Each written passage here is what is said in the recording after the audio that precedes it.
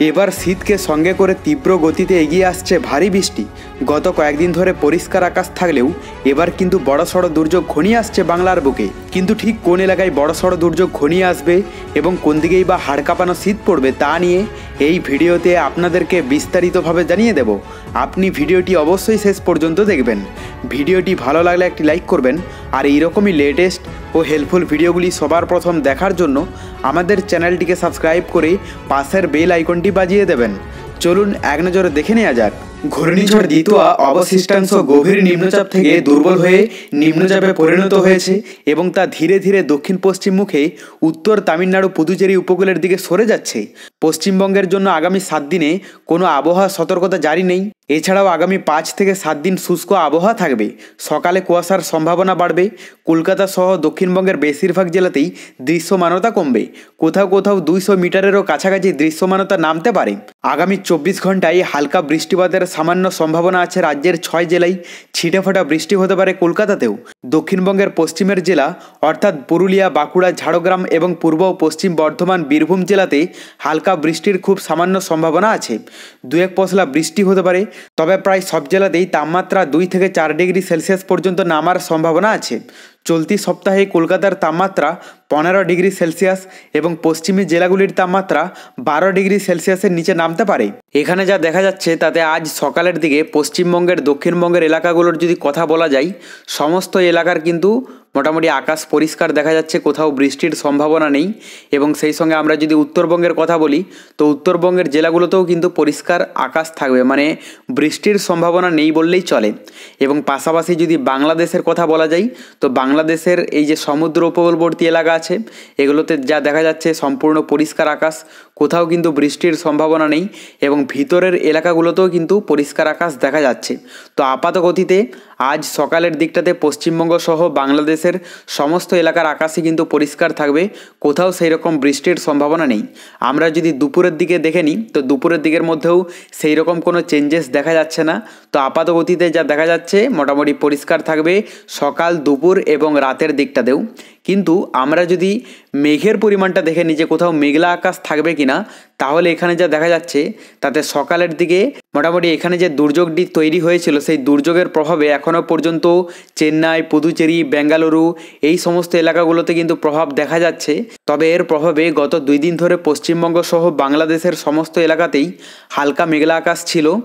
আজও কিন্তু হালকা মেঘের একটা স্পট দেখা যাচ্ছে, বিশেষ করে এখানে পশ্চিমবঙ্গ সহ কলকাতা, খড়গপুর, জামশেদপুর, এদিকে এর ভিতরের মধ্যে যদি বলা যায় বাঁকুড়া, পুরুলিয়া, জামশেদপুর, চাকুলিয়া, ঠিক আছে, এখানে আরামবাগ, বর্ধমান এই সমস্ত এলাকাগুলোতে কিন্তু হালকা মেঘলা আকাশ থাকতে পারে। এর থেকে কোনো রকম কিন্তু বৃষ্টির সম্ভাবনা নেই।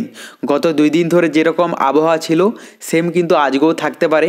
এবং আমরা যদি উত্তরবঙ্গের আবহাওয়াটা দেখে নিই, তো উত্তরবঙ্গের মধ্যে দার্জিলিংয়ে হালকা মেঘলা আকাশ দেখা যাচ্ছে, পাশাপাশি কার্শিয়ংয়েও কিছুটা প্রভাব থাকবে। তবে শিলিগুড়ি, জলপাইগুড়ি, আলিপুরদুয়ার, কোচবিহার এগুলোতে কিন্তু সম্পূর্ণ পরিষ্কার আকাশ থাকবে।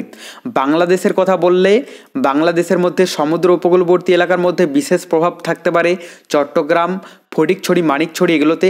এবং এই দিকের মধ্যে যা দেখা যাচ্ছে তাতে লালমোহন, কলাপাড়া এগুলোতে হালকা কিন্তু প্রভাব থাকবে।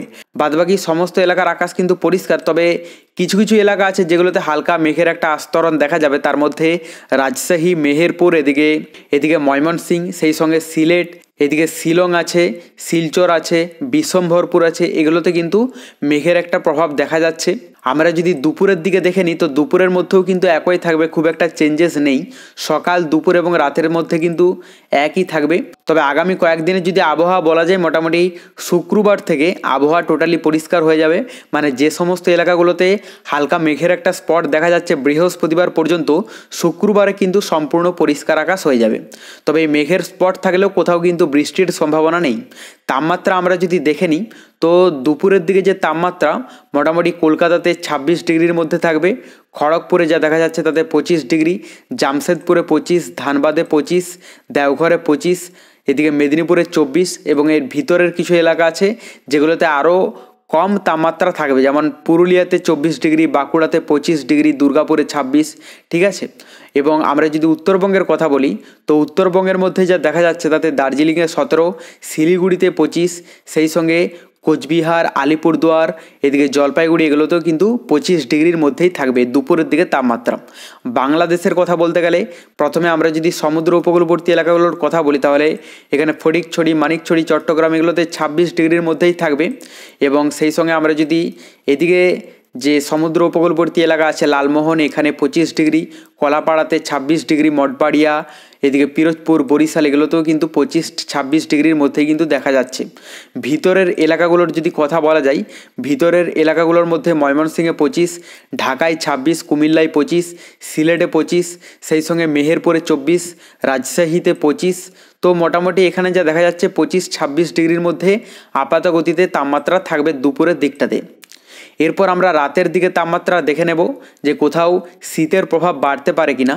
এখানে যা দেখা যাচ্ছে তাতে পশ্চিমবঙ্গের, দক্ষিণবঙ্গের মধ্যে কলকাতাতে 21 ডিগ্রি থাকবে, খড়গপুরে 18, জামশেদপুরে 19, এদিকে মেদিনীপুরে 16 ডিগ্রি, ধানবাদে 18, দেওঘরে 16, ভাগলপুরে 16, মালদায় 17।